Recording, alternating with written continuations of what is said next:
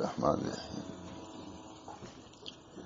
نحمده ونصلی علی رسول الکریم اما بعد قال النبی صلی اللہ علیہ وسلم اتق اللہ حیث ما کنت واتبع السیئۃ الحسنۃ تمحها وخالق الناس بخلق حسن او کما قال صلی اللہ علیہ وسلم۔ یہ کتاب اچھی کتاب ہے، مفید، بہت محنت سے لکھی گئی، سلف صالحین کی اخلاق یاد اس میں رکھی گئی تھی، بہت اچھے مضامین نے سنایا بھی، آج بھی کھولا تو جو کچھ نکلا سناتا ہوں۔ اسی کی مناسبت سے حدیث بھی میں نے بیان کی، اتق اللہ حیث ما کنت، جہاں کہیں بھی رہو اللہ سے ڈرتے رہو،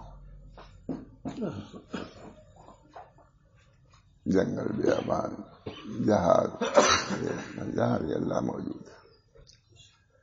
اتق اللہ حیث ما کنت واتبع السیئۃ الحسنۃ تمحها، اور برائی کے بعد حسنہ کر لیا کرو، مٹا دے گی، وہ نیکی برائی کو مٹا دے گی۔ اللہ تعالیٰ یذہبن السیئات حسنات یذہبن مشہور۔ اور تیسری چیز کیا ہے اس میں؟ وہ خالق الناس بخلق حسن، اچھے اخلاق۔ اسی لیے پڑھا، اسی بیان ہے تو میں سے پہلی حدیث ہی پڑھا، اتق اللہ حیث ما کنت واتبع السیئۃ الحسنۃ تمحها وخالق الناس بخلق حسن او کما قال صلی اللہ علیہ وسلم۔ سرخی انہوں نے کام کیا ہے، شیخ بڑے لوگ ہیں، دو عالم، سلف صالحین اور مخلوق کے حقوق۔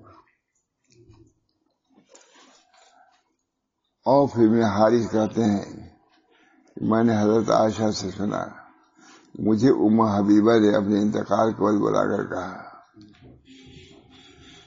ہمارے درمیان ایسی باتیں ہو جایا کرتی تھی جو سوکلوں میں ہوا کرتی، اللہ تعالیٰ مجھے اور آپ کو معاف کرے، فکر آخرت۔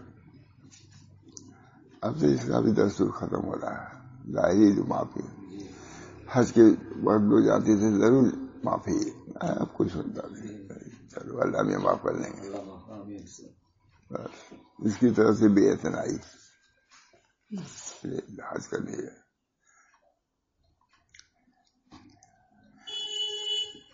فرمایا، اوس ابن حارث کہتے ہیں کہ میں نے حضرت عائشہ رضی اللہ تعالیٰ سنا کہ مجھے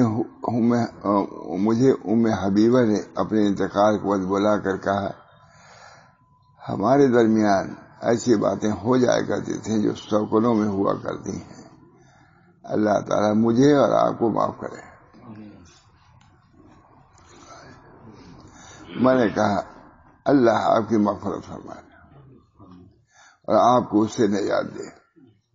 انہوں نے کہا کہ آپ نے مجھے خوش کیا، اللہ آپ کو خوشی عنایت فرمائے، معاف کر کے خوش کیا۔ ایسا تو کوئی پڑھتا بھی نہیں، اور اردو میں ہونے کی وجہ سے اب تو رائج ہی ختم ہو گیا پڑھنے کا، اردو بہت بڑا نقصان۔ ہمارے آپ کو اس سے نجات دے۔ انہوں نے کہا آپ نے مجھے خوش کیا ہے، اللہ آپ کو خوشی عنایت فرمائے۔ اس کے بعد انہوں نے ام سلمہ کو بلا کر یہی باتیں کہیں۔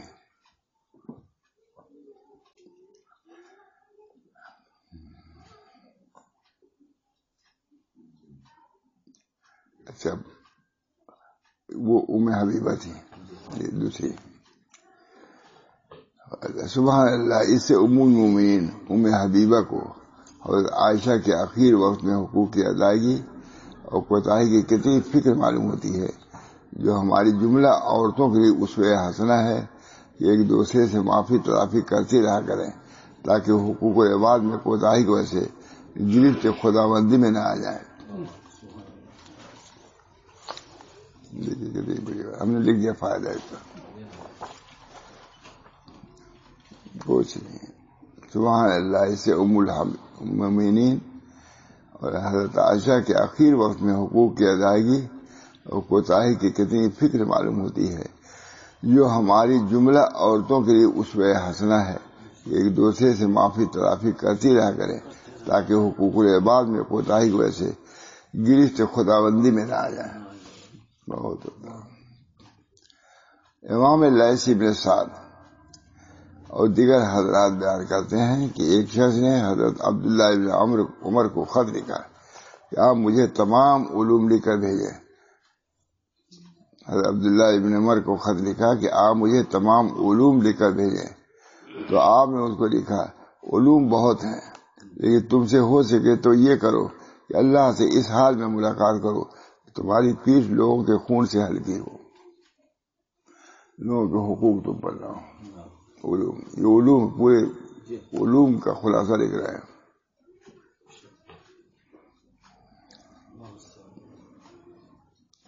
آپ نے ان کو لکھا کہ علوم بہت ہے، یہ تم سے ہو سکے تو یہ کرو کہ اللہ سے اس حال میں ملاقات کرو کہ تمہاری پیٹھ لوگوں کے خون سے ہلکی ہو، لوگوں کے مال سے پیٹ خالی ہو، لوگوں کی آبرو ریزی سے زبان روک رکھی ہو اور اپنی جماعت کو لازم پکڑے ہوئے ہو. جماعت اہل سنت والجماعت سب جملہ علوم کا خلاصہ.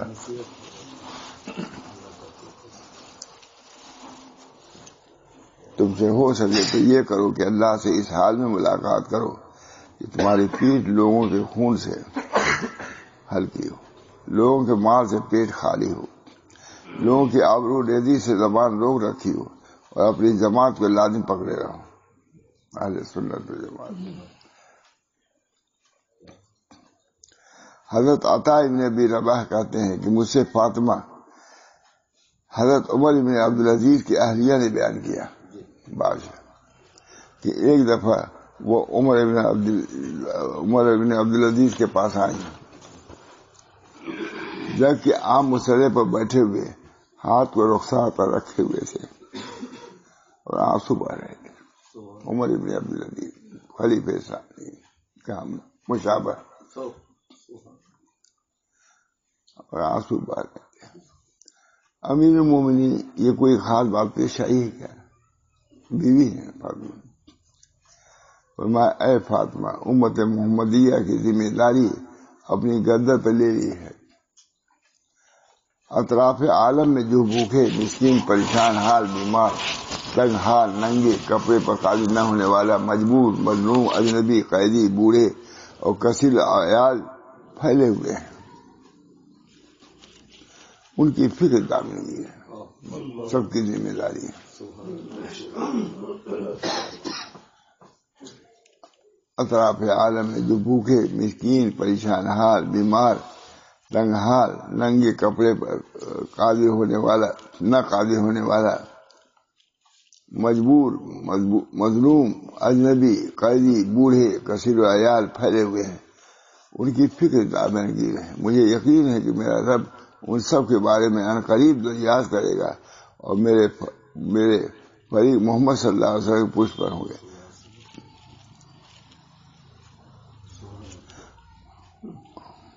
اور میرے فریق وہ اچھا یہ بات بہت ہوگا. اور میرے فریق سے جو مقابلے ہیں محمد صلی اللہ علیہ وسلم ان کے پشت پر ہوں گے. یا اللہ سے وہ کریں گے حضور صلی اللہ علیہ وسلم ان مسکینوں کے ساتھ ہوں گے. یہ مطلب ہے. مجھے ڈر ہے کہ حساب کے وقت میری دلیل و حجت ثابت نہ ہو سکے گی تو میں اپنے پر ترس کھا کر رو رہا ہوں. ذمہ داری. موسیٰ ابن عقبہ سے منقول ہے جب ایاز ابن غنم حاکم بنے تو ان کے گھر والوں میں سے 6 افراد ان کے پاس عطیہ لینے کے لیے آئے. انہوں نے ان کی بڑی آؤ بھگت کی، بڑا اعزاز و اکرام کیا. ان لوگوں نے چند دن قیام کرنے کے بعد عطیہ کے سلسلے میں گفتگو کی اور انہوں نے عطیہ کو امید پر اپنی پریشانیوں کا ذکر کیا. تو انہوں نے ان میں سے ہر ایک کو 10 دینار دیے. وہ کل 5 افراد تھے 10 دن. اس رقم کو معمولی سمجھ کر سب نے واپس کر دیا اور ان کو برا بھلا کہا. انہوں نے کہا اے چچا کی اولاد، بخدا مجھے تمہاری رشتہ داری، تمہارے حقوق، تمہارے طویل سفر کی مسافت کا انکار نہیں ہے، لیکن جو بھی رقم تمہاری خدمت میں پیش کی گئی ہے وہ میں نے اپنے خادم اور اپنی کچھ ضروری چیزیں فروخت کر کے حاصل کی، لہذا تم مجھے معذور سمجھو. مگر انہوں نے کہا اللہ آپ کا عذر قبول نہ کرے. برابر آپ تو نصف شام کے حاکم ہیں، نصف شام کا، اور ہر ایک کو صرف اتنے ہی دے رہے ہیں کہ بمشکل اس کو اپنے اہل خانے سے پہنچا سکے. ہوگا کیا؟ ہم تو اپنے گھر بھی نہیں پہنچ سکتے. ایاز نے کہا کہ اس کا مطلب یہ ہے کہ تم مجھے حکم دے رہے ہو کہ میں اللہ کے مال میں چوری کروں. بخدا میرے جسم کا آرا سے چیر دیا جانا میرے نزدیک زیادہ محبوب ہے سرکاری خزانے میں 1 پیسے کی خیانت کرنے سے. یہ کہاں یہ زمانہ کہاں. تو اس پر انہوں نے کہا ٹھیک ہے، آپ کے ذاتی مال کے بارے میں ہم آپ کو معلوم سمجھتے ہیں، لیکن آپ ہمیں کسی ایسے کام پر مقرر کر دیں کہ ہم دوسرے لوگوں کی طرح آپ تک مال پہنچا سکیں، اور لوگ جس طرح وہ لوگ نفع حاصل کرتے ہیں ہمیں بھی کچھ نفع مل جائے. آپ اچھی طرح ہمارے احوال سے واقف ہیں. نیز آپ جس چیز کا بھی ہمارے لیے انتخاب کریں گے ہم اس میں ظلم و زیادتی سے کام نہیں لیں گے. ایاز بن غنم نے کہا میں تمہارے فضل و کمال سے بخوبی واقف ہوں، لیکن حضرت عمر کو اگر یہ بات پہنچ جائے کہ میں نے اپنے قوم کے چند افراد کو کوئی عہدہ سپرد کیا ہے تو مجھے ملامت کریں گے، یعنی کوئی کام بھی کریں گے. تب آنے والے مہمانوں نے آپ کو تو حضرت ابو عبیدہ نے حاکم مقرر کیا. آنے میں کہا آپ کو تو حضرت عبیدہ نے حاکم، آپ ان کے رشتے دار بھی ہیں. حضرت عمر نے اسے مان بھی لیا، لہذا حضرت عمر کی آپ امید ختم کر لیے. اگر آپ ہمیں حاکم مقرر کر دیں گے تو اسے بھی وہ مان لیں گے. اس پر انہوں نے فرمایا عمر کے نزدیک میرا وہ مقام نہیں ہے جو حضرت ابو عبیدہ کا ہے. چنانچہ وہ لوگ آپ کو ملامت کرتے ہوئے واپس چلے گئے. مطلب اسی باتیں سلیمان تیمی کہتے ہیں کہ حضرت احنف نے کہا کہ میرے اندر 3 چیزیں ایسی ہیں کہ میں اس کو صرف عبرت پکڑنے والے کے سامنے ذکر کرتا ہوں. میں بادشاہ کے دربار میں اس وقت نہیں جاتا جب تک بلائے نہ جاؤں. 2 شخصوں کے درمیان دخل نہیں دیتا یہاں تک کہ وہ مجھے اپنے درمیان دخل دینے کے لیے کہیں. تجربے کے بعد آنا بہت زبردست ادیب ہیں وہ. میں بادشاہ کے دربار میں اس وقت نہیں جاتا جب تک بلائے نہ جائے. 2 شخصوں کے درمیان دخل نہیں دیتا یہاں تک کہ وہ مجھے اپنے درمیان دخل دینے کے لیے کہیں، اور کسی کے جانے کے بعد اس کا ذکر خیر کے ساتھ ہی کرتا ہوں. جانے کے بعد یہ نہیں کہ وہ ایسا آیا تھا چلا گیا، یہ بہت ہوتا ہے. تو احنف سے ہی منقول ہے جب کسی نے مجھ سے جھگڑا کیا تو میں نے چند باتوں کا لحاظ کیا. اگر وہ مجھ سے بڑا ہوتا تو میں اس کا احسان مند ہوتا کہ نصیحت کیا. اگر مجھ سے کمتر ہوتا تو اپنی حیثیت اور مرتبہ کو اس سے بالا سمجھتا ہوں. تو اس نے کہا میں برداشت کر لوں. اگر وہ میرے برابر درجے کا ہوتا تو اس میں مہربانی کرتا ہوں. انہی سے منقول ہے کہ میں بردبار تو نہیں ہوں لیکن بردباری کا اظہار کرتا ہوں.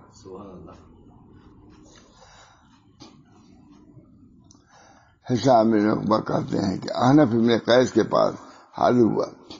وہ اس وقت قتل کے معاملے میں ایک قوم کے پاس آئے ہوئے تھے. جب ان سے گفتگو کی اور کہا کہ تم خود فیصلہ کرو تو انہوں نے 2 دیت کا فیصلہ کیا. آپ نے فرمایا تمہیں یہ ملے گی. پھر جب وہ خاموش ہو گیا تو آپ نے فرمایا کہ میں تمہارے فیصلے کے مطابق دے دوں گا. لیکن ایک بات سنو، اللہ تعالیٰ نے ایک ہی دیت کا فیصلہ کیا ہے، مجھ سے دو کر نبی کریم صلی اللہ علیہ وسلم نے ایک ہی دیت کا فیصلہ کیا ہے۔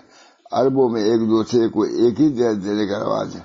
آج تم طالب ہو، مگر مجھے اندیشہ ہے کہ آئندہ کل تم مطلوب ہو سکتے ہو، پھر تم سے دو کسی کم پر راضی نہیں ہوں گے، تم بھی تو مطلوب ہو سکتے ہو، تو ایک بجائے وہ بھی دو مانگیں گے۔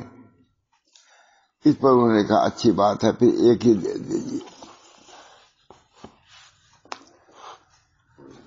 حضرت عروہ بیان کرتے ہیں کہ حضرت مسور ابن مخرمہ نے انہیں بتایا کہ ایک دفعہ وہ حضرت معاویہ کے پاس آئے تو انہوں نے ان کی حاجت روائی کی۔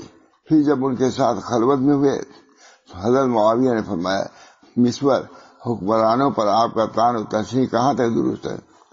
حضرت مسور نے فرمایا، اس موضوع کو رہنے دیجیے اور حسن سلوک کا معاملہ کیجیے۔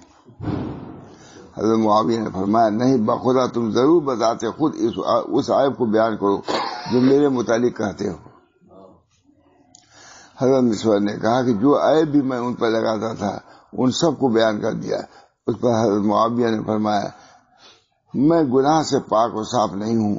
اے مسور، عام لوگوں کے معاملات میں جو اصلاح ہم کرتے ہیں کیا انہیں بھی آپ شمار کرتے ہیں کہ ایک نیکی کا بدلہ 10 کے برابر دیا جائے گا، یا صرف غلطیوں کو شمار کرتے ہیں؟ میں نیکیاں بھی تو کرتے ہوں، برائیاں تو اسی کو شمار کرا، نیکیوں کو نہیں، یا صرف غلطیوں کو شمار کرتے ہیں، اچھائیوں کو چھوڑ دیتے ہیں؟ حضرت مسور نے کہا، اصلاح کے لیے صرف غلطیاں بیان کی جاتی ہیں، خوبیاں نہیں بیان کی جاتی۔ اصلاح کے لیے غلطیاں ہی بیان کی جاتی ہیں۔ حضرت معاویہ نے فرمایا اللہ کے لیے ہمیں ان تمام گناہوں کا اقرار ہے جو ہم نے کیا ہے، جو تم نے بتلایا غلطیاں مان لیا۔ حضرت معاویہ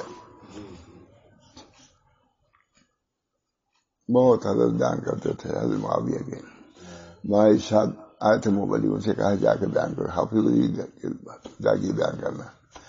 حضرت معاویہ رضی اللہ تعالیٰ بہت روتے، ہزاروں قطار روتے تھے، فرماتے تھے ابو بکر بھی صحیح سالم گزر گئے، عمر بھی گزر گئے، معاویہ تو گناہوں میں لت پھت ہو گیا، یہاں تک داڑھی تر جاتی تھی روتے روتے۔ فرمایا حضرت نے کہ جا کے وہاں بیان کرو، مجھے شاید موبائل لا، اب یہ بھی یاد ہے تو یاد ہے، انہوں نے تنبیہ کیا کہ یہ جا کے بیان کرنا۔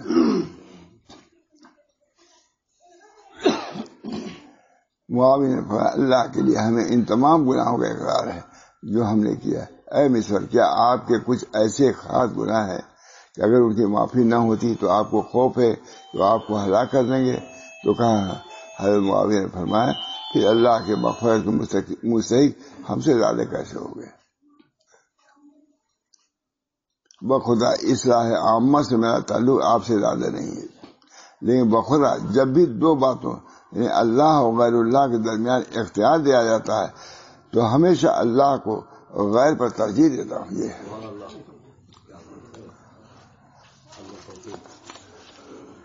اور میں اس دین پر ہوں جس میں نیکیوں کا بدلہ ملتا ہے،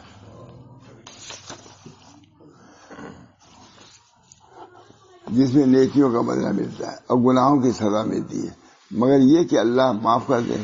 حضرت مسور فرماتے ہیں کہ حضرت معاویہ مجھ پر غالب آ گئے، عروہ کہتے ہیں اس کے بعد مسور جب بھی معاویہ کا ذکر کرتے تھے تو ان کو دعا دیتے تھے، انہیں سمجھائیں کہ حضرت میمون بن مہران کہتے ہیں کہ میں نے حضرت عبداللہ ابن عباس سے یہ فرماتے ہوئے سنا کہ میرے پاس جب بھی کسی شخص کی طرف سے کوئی ناگوار بات پہنچی ہے تو میں اس کو 3 درجوں میں سے ایک میں رکھتا ہوں، اگر وہ مجھ سے فائق ہے تو میں اس کے مرتبے کا احترام کرتا ہوں۔ کہہ دیا بڑا آدمی ہے، کہہ دیا۔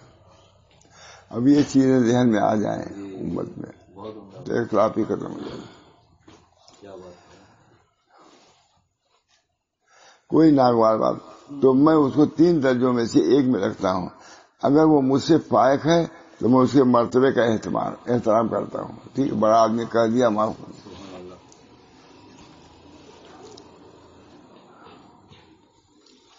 اگر وہ میرے برابر درجے کا ہے تو اس پر مہربانی کرتا ہوں، اگر وہ مجھ سے کم درجے کا ہے تو اس کی طرف توجہ نہیں دیتا ہے، چھوٹا ہے کہہ دیا چلو بس ختم، معاشرہ ٹھیک ہو جائے گی نہیں. بڑا ہے تو بڑا کا احترام کرو بھائی، بڑے نے کہہ دیا. اگر میرے برابر درجے کا ہے تو اس کو مہربانی کرتا ہوں، اس کا ذکر ہی نہیں کرتا. اور اگر مجھ سے کم درجے کا ہے تو اس کی طرف توجہ نہیں دیتا.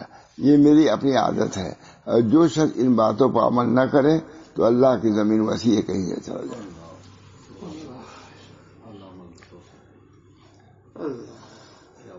حمید الطویل ابو قلابہ سے روایت ہے کہ ابو قلابہ نے فرمایا، جب تیرے بھائی کی طرف سے کوئی ناگوار چیز پہنچے تو حتی الانسان اس کے لیے عذر تلاش کرو. اگر اس کے لیے کوئی عذر نہ ملے تو اپنے دل میں سوچو کہ ممکن ہے کہ میرے بھائی کا کوئی عذر ہوگا جس کا مجھے علم نہیں ہے. حضرت رجاء بن حیوہ سے منقول ہے کہ انہوں نے فرمایا، جو شخص بھائی چارگی و اخوت کا معاملہ صرف اسی سے کرے جس کے اندر کوئی عیب نہ ہو تو اس کے دوست کم ہوں گے. انہوں نے فرمایا، جو شخص بھائی چارگی و اخوت کا معاملہ صرف اسی سے کرے جس کے اندر کوئی عیب نہ ہو تو اس کے دوست کم ہوں گے. اور جو شخص اپنے دوست کی صرف بے لوث محبت کی باتوں کو پسند کرے تو اس کی ناراضگی دائمی ہوگی. اور جو شخص اپنے بھائیوں کے ہر غلطی پر اظہار ناراضگی کرے تو اس کے دشمن زیادہ ہوں گے. مطلب معاف کرو، اس کا معاملہ کرو، اخوت. ابو یعقوب مدنی سے منقول ہے یہ حسن ابن علی اور علی ابن حسین دونوں ہیں. حسن ابن علی حضرت اور علی ان کے لڑکے بھی تھے. کہ درمیان کوئی بات ہو گئی، چنانچہ حسن ابن حسن علی ابن حسن کے پاس گئے، چنانچہ حسن ابن حسن علی ابن حسین کے پاس گئے، جبکہ آپ اپنے ساتھیوں کے ساتھ مسجد میں تشریف فرما تھے. حسن ابن حسن نے اچھی بری تمام باتیں کہہ ڈالی. اس وقت علی بالکل خاموش تھے، بھائی تھے. پھر حسن واپس آ گئے. جب رات ہوئی تو علی ان کے مکان پر تشریف لے گئے. دروازے پر دستک کی. حسن نکلے. علی بن حسین نے ان سے فرمایا، میرے بھائی، آپ اگر اپنی بات میں سچے ہیں تو اللہ میری مغفرت کرے، اور اگر آپ جھوٹے ہیں تو اللہ آپ کی مغفرت کرے. السلام علیکم، میری مغفرت کریے. اگر میں ہوں تو میری مغفرت کرے، اور آپ جھوٹے ہیں تو آپ کی مغفرت کرے. السلام علیکم کہہ کے واپس. حسن ابن حسن نے آپ کا پیچھا کیا اور آپ کو پیچھے کی جانب سے لپٹ کر رونے لگے، حتیٰ کہ آپ کو ترس آ گیا. پھر حسن نے فرمایا کہ آئندہ ہرگز مجھ سے کوئی ناگواری کے بعد سرزد نہ ہوگی. اس پر علی بن حسین نے فرمایا، آپ ان تمام باتوں سے بری ہیں جو کچھ آپ نے مجھ سے کہا. آپ بالکل پاک ہیں. دنیا کمینی ہے، اسے کمینہ کی طرف رہتی ہے. حضرت سفیان بن عیینہ سے منقول ہے، حضرت سعید بن مسیب فرماتے تھے کہ دنیا کمینی ہے اور یہ ہر کمینہ گھٹیا کی طرف مائل ہوتی ہے. اس سے زیادہ کمینہ وہ شخص ہے جو دنیا کو ناجائز طریقے سے حاصل کرے، ذلیل ہو کر طلب کرے اور غیر مصرف میں صرف کرے. یہ امام بہت بڑے شعر عالم نبلا سے ہے. یہ امام مالک بن حسن سے منقول ہے کہ حضرت سعید بن مسیب کا ارشاد ہے کہ کوئی شریف عادل اور صاحب مرتبہ ایسا نہیں جس میں عیب نہ ہو. لیکن بعض لوگوں کو عیوب کا تذکرہ کرنا مناسب نہیں ہوتا. عیب تو ہے، جس کی خوبیاں اس کے عیوب سے زیادہ ہوں. ان کے عیوب ان کی اچھائیوں کو ایسے نظر انداز کیا جائیں گے. بخاری سے ابو داؤد میں عقیل ذویل حیات اثرات ہیں. عقیل جو ذویل حیات ہیں، یعنی بڑے، ان کی غلطیوں کو معاف کرو. حضرت سناتے ابو داؤد میں ہے، عقیل ذویل حیات اثرات، جو ذویل اثرات یعنی وجوہ، یعنی عزت والے جو لوگ ہیں، بڑے شرافت، ان کی غلطیوں کو مت اچھالو. عقیل ذویل حیات اثرات. اگر وہ معطوب ہو جائیں گے تو پھر اسلام سے یہ جو وقار ہے وہ ختم ہو جائے گا. حضرت عثمان کو کچھ نہ کہو لکھا ہے، کیونکہ اگر عثمان مطعون ہوتے ہیں تو قرآن بھی مطعون ہو جائے گا، دین ہی اٹھ جائے گا. اس نیت سے عثمان کو کچھ نہ کہو. اگر عثمان مطعون تو قرآن مطعون، اور قرآن مطعون، دین ہی ختم. تانا اس وجہ سے اپنے بڑوں کی بیت ذلت اور رسوائی کا معاملہ کرو گے تو اس کا نتیجہ یہی ہوگا. اس کے عیوب اس کا جس کی خوبیاں اس کے عیوب سے زیادہ ہوں، اس کے عیوب اس کی اچھائیوں کی وجہ سے نظر انداز کیے جائیں گے. یہ بہترین کلیہ ہے، میں نے لکھ دیا فائدہ، یہ بہترین کلیہ ہے. اللہ تعالیٰ اس کی رعایت کی توفیق دے. چنانچہ سنن ابو داؤد میں لکھی آیا ہے عقیل ذوی الحیات اثرات، یہ ہم نے لکھا پہلے. بدر المجہود فی اہل ابی داؤد، بدر المجہود سے لکھا، نقل کیا. ڈھونڈا ہم نے کہاں ہے، ہاں ابو داؤد میں، ہاں ڈھونڈا تو لکھا میں نے بدر المجہود فی اہل ابی داؤد تعریف، یعنی ذی وجاہت لوگوں کی لغزشوں کو معاف کرو. ذی وجاہت ہے، اگر کوئی لغزش ہو گئی معاف کرو، اس کو اچھالو نہیں. اب تو یہی ہے، ان کو تو ضرور اچھالتے ہیں. اللہ سمجھ دے. کوئی بات تھی حضرت یہاں تو کہا دیکھو یہ بات ہوئی ہے، ابھی رسالے میں چھپ جائے گی. پر کہا کہ افسوس پر کہ ابھی تو زبان تک ہے، اسی وجہ سے نہیں دیں گے لوگ، رسالے میں چھاپ بھی دیں گے. بہت ناگوار تھا، کسی کی ذلت گوارا نہیں. امام ذہبی نے قتادہ ابن دعامہ زوسی کے حالات میں لکھا ہے کہ ان کی روایت بالاجماع قابل حجت ہے، جبکہ وہ سماع کی وضاحت کر دیں، کیونکہ وہ معروف مدلس ہیں اور وہ قضیہ کی رائے رکھتے تھے. ہم اللہ سے معافی خواہشگر ہیں. اس کے باوجود کسی نے ان کی صداقت، عدالت و یادداشت کے بابت توقف نہیں کیا. سب نے مانا نہیں تھی. ہو سکتا ہے کہ اللہ تعالیٰ اس طرح کی باتیں ایسے شخص سے معاف کر دیں جو اللہ تعالیٰ کی تعظیم اور تقدیر سے متعلق ہوں کہ اللہ بہترین فیصل منصف اپنے بندوں کو خوب دیکھنے والا ہے. وہ جو چاہے کرے اس پہ اعتراض نہیں ہو سکتا.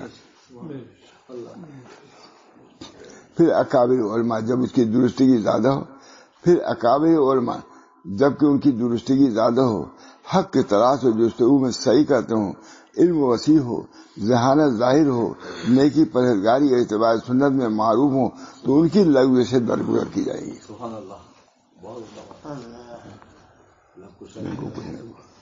بہت عمدہ بات.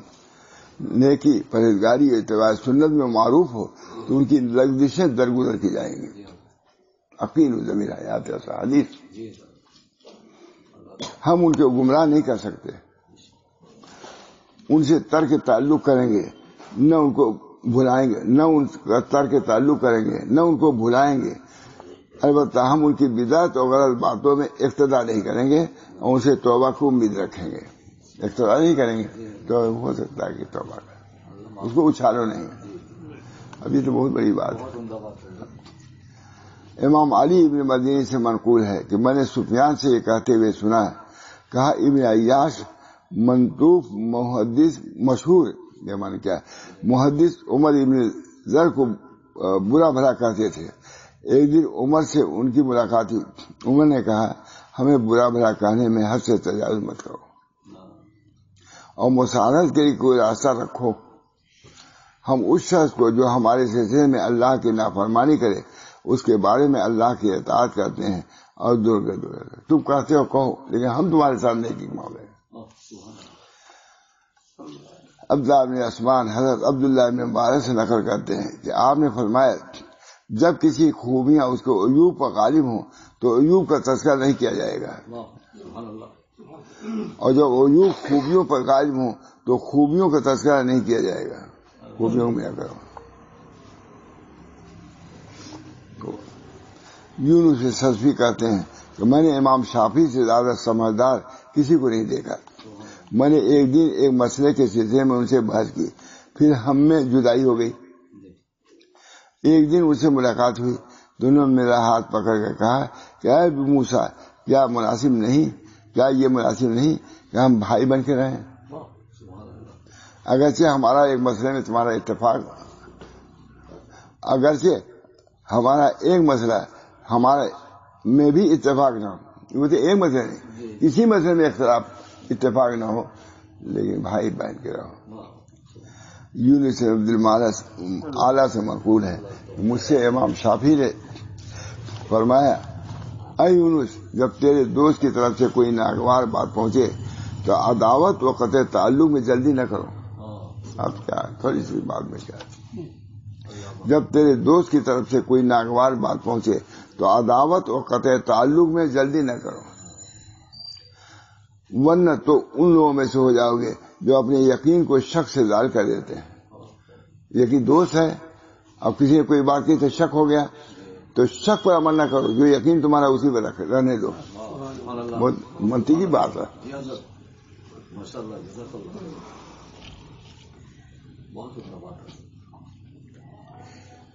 الیقین لا یزول بالشک، تمہارا دوست ہے، کسی نے آگے کہا اسے، اس کو چھوڑ دیا، یقین تو یہ کہ ہمارا دوست ہے، اس کے کہنے سے شک پیدا ہوا، تو شک کو چھوڑو، یقین پر رہو۔ جو اپنے یقین کو شک سے ظاہر کر دیتے ہیں، بلکہ اس بات کو اس کے سامنے رکھو اور اس سے کہو کہ مجھے تمہاری طرف سے ایسی ایسی باتیں پہنچی ہیں، لیکن پہنچانے والے کا نام لینے سے احتیاط کرو۔ اگر وہ اس کا انکار کرے تو کہہ دو کہ آپ سچے اور قصور سے پاک صاحب۔ انکار کرے کہ نہیں تو کہہ دو کہ آپ سچے اور قصور سے پاک صاحب، اس سے زیادہ ہرگز کوئی بات مت کہو، بس۔ اور اگر ان کا اعتراف کر لے اور تجھے اس کے لیے کوئی عذر کا پہلو نظر آئے تو اس کو قبول کر لو، اگر نظر نہ آئے تو اس سے کہو تم اس بات سے کیا چاہتے ہو، اگر وہ عذر کا کوئی پہلو ذکر کرے تو اس کو قبول کر لو، اور اگر کوئی عذر بیان نہ کرے اور تمہیں بھی وہ نظر نہ آئے اور راستہ تنگ ہو جائے تو اس بات کو اس کے حق میں برا سمجھو، پھر تمہیں اس کی بابت اختیار ہے، اگر چاہو تو اس کے برابر بغیر کسی ذاتی کے بدلہ لے لو، اگر چاہو تو معاف کر دو۔ پہلے مسئلہ کیا ہے، کیا تاہم معافی تقوی سے زیادہ قریب ہے اور اعلیٰ درجے کی مہربانی ہے۔ معافی تقوی سے اور اعلیٰ مہربانی اللہ تعالیٰ کی اشاعت کی بنا پر وہ جزا سیئۃ سیئہ مثلھا، بس جتنی سیئہ اتنی ہی جزا، اسے زیادہ نہ لو۔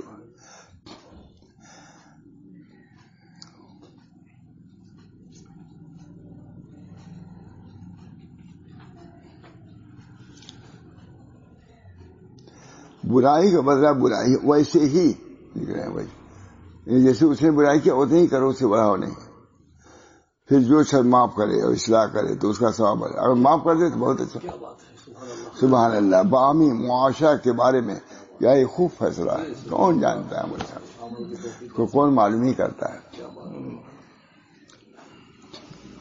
بہت معاف کرنے کے لیے کوئی تیار نہیں ہوتا مجھے، بڑا بھی معافی مانگتا، چھوٹے جلدی معاف نہیں کرتا، برابر تو جانے دیجیے۔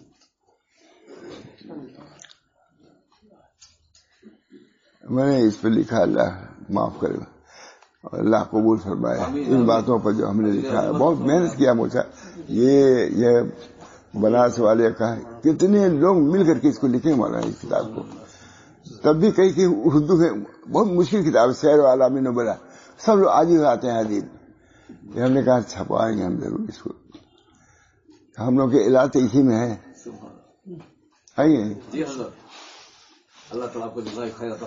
سبحان اللہ۔ باہمی معاشرے کے بارے میں کیا ہی خوب فیصلہ ہے جو ہم سب کے لیے بہترین طریقہ کار ہے، واللہ الموفق۔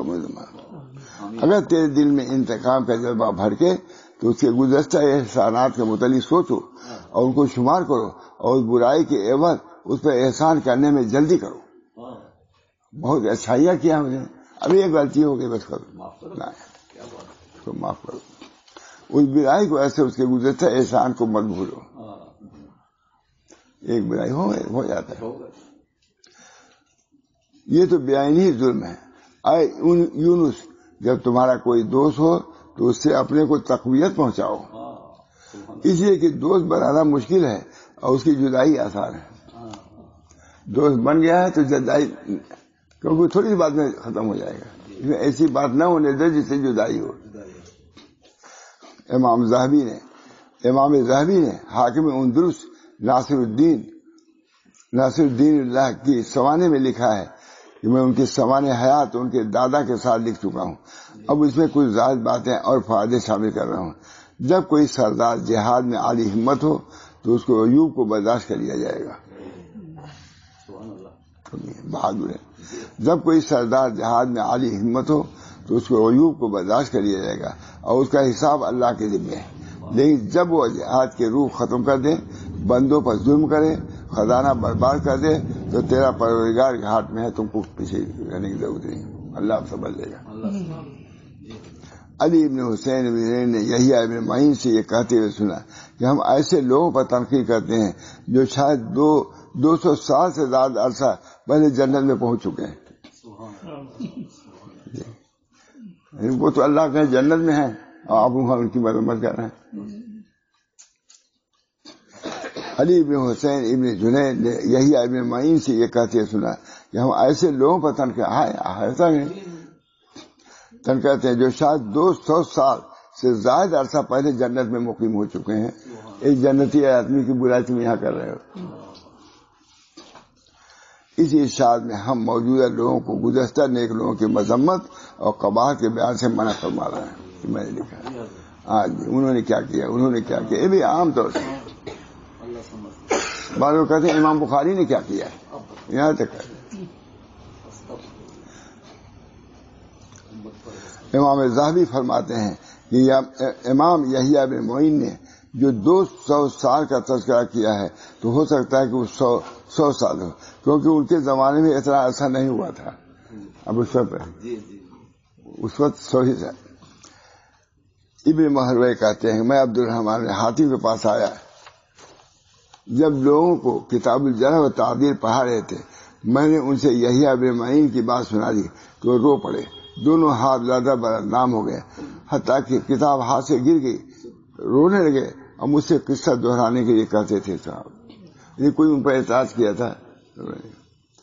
امام ذہبی فرماتے ہیں کہ انجام کے خوف سے اس کی حالت ہوئی، ورنہ نیک ناقد کا ضعفا کے سلسلے میں کلام اللہ کے دین کی خیرخواہی اور سنت کی حفاظت کے لیے.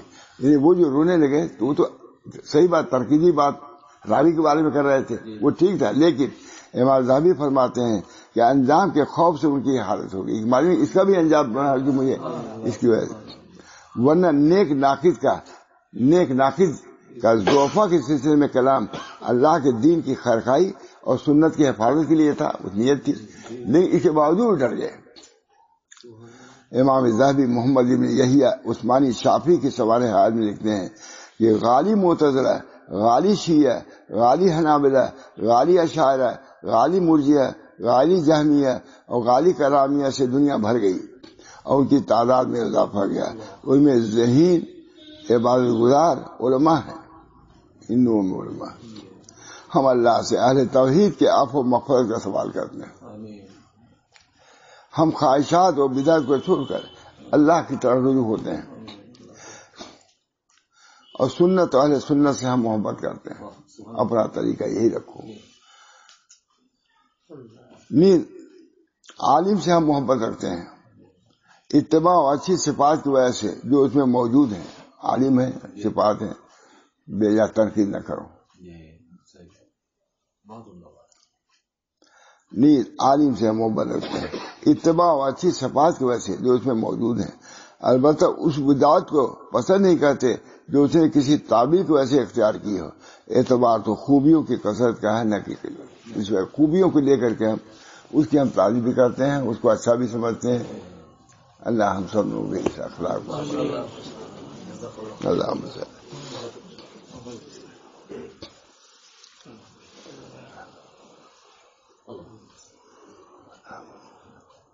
اللہ تعالی سلف کے اخلاق کو اختیار کرنے کی توفیق اختیار فرمائے اور ان کے طریقے پر ہم سب کو گامزن رکھیں.